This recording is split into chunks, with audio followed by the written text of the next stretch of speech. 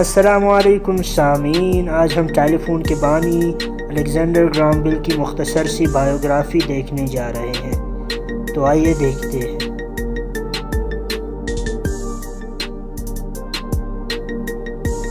جی ہاں ناظرین، ٹیلی فون کا بانی الیگزینڈر گراہم بیل 1847 میں اسکاٹ لینڈ کے شہر ایڈنبرگ میں پیدا ہوا۔ وہ چند سال ہی باقاعدہ اسکول گیا۔ صوتی آوازوں کی تشکیل نو کے عمل میں بیل کی دلچسپی بالکل فطرتی طور پر پیدا ہوئی، کیونکہ اس کا باپ علم الفعال الاعضاء، صوت، زبان کی درستی اور بہروں کی تربیت کا ماہر تھا۔ 1871 میں بیل بوسٹن منتقل ہو گیا۔ 1875 میں وہاں اس نے ٹیلی فون کی ایجاد سے متعلق دریافتیں کی۔ فروری 1877 میں اس نے اپنی ایجاد کی سند حاصل کی۔ چند ہفتوں کے بعد اسے یہ سند مل گئی۔ یہ امر باعث دلچسپی ہے کہ ایک شخص ایلیشا گرے نے بھی اس سے مشابہ ایک آلے کی سند حق ایجاد کی درخواست دی، لیکن وہ اسی روز بیل سے کچھ دیر بعد وہاں پہنچا، سو وہ سند حاصل نہ کر سکا۔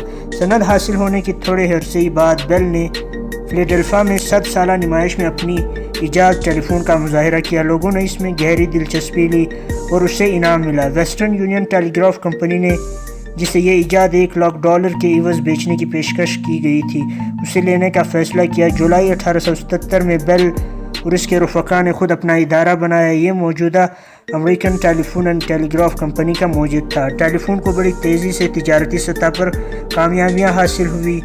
AT&T جلد ہی دنیا کا سب سے بڑا نجی کاروباری ادارہ بن گیا۔ بعد ازاں یہ متعدد چھوٹی کمپنیوں کی صورت میں تقسیم ہو گیا۔ بیل اور اس کی بیوی کو، جنہوں نے مارچ 1879 میں اس ٹیلی فون کمپنی کے 15% حصص خریدے، اس بات کا معمولی اندازہ تھا کہ کس حیران کن حد تک یہ ادارہ منافع بخش ثابت ہوگا۔ انہوں نے 7 مہینوں کے بعد ہی یہ قریب $250 فی جزو کے حساب سے تمام حصے بیچ دیے۔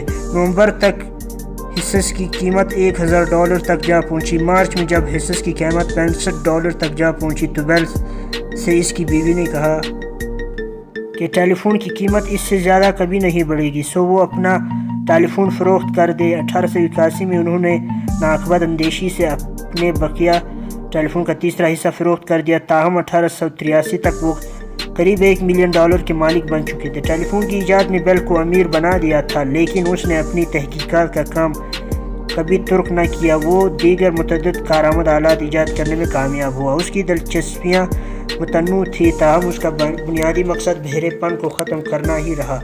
درحقیقت اس کی بیوی بہری تھی، جسے وہ شادی سے پہلے پڑھاتا تھا۔ اس کے 2 بیٹے اور 2 بیٹیاں ہوئی۔ لڑکے بچپن میں ہی فوت ہو گئے۔ 1882 میں بیل کو امریکہ کی شہریت مل گئی۔ 1922 میں اس کا انتقال ہوا۔ بیل کے اثرات کا اندازہ ہمیں اس کی ایجاد ٹیلی فون کے اثرات سے ہی ہوگا۔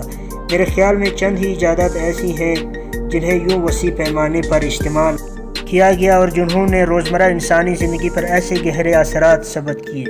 میں نے بیل کو مارکونی سے کم درجہ دیا ہے، کیونکہ ٹیلی فون کی نسبت ریڈیو ایک زیادہ ہمہ گیر ایجاد ہے، جو گفتگو ٹیلی فون پر ہو سکتی ہے وہ ریڈیو پر بھی ممکن ہے۔ تاہم چند صورت احوال ایسی ہیں جہاں ریڈیو سے پیغام رسانی زیادہ ممکن العمل ہے۔ جسے اڑتے ہوئے جہاز میں اگر صرف بات یہاں تک ہی ہوتی تو بیل کو مارکونی سے کہیں زیادہ درجہ نہ ملتا، لیکن 2 امور قابل غور ہے۔ اول یہ کہ اگرچہ ٹیلی فون پر ہونے والی گفتگو ریڈیو سے بھی ممکن ہے، تاہم ہمارے ٹیلی فون کے تمام نظام کو ریڈیو کے مساوی نظام سے مبدل کرنا نہایت دشوار ہے۔ دوم، بیل پہلا شخص تھا جس نے آوازوں کو دوبارہ پیدا کرنے کا طریقہ کار ایجاد کیا۔ مزید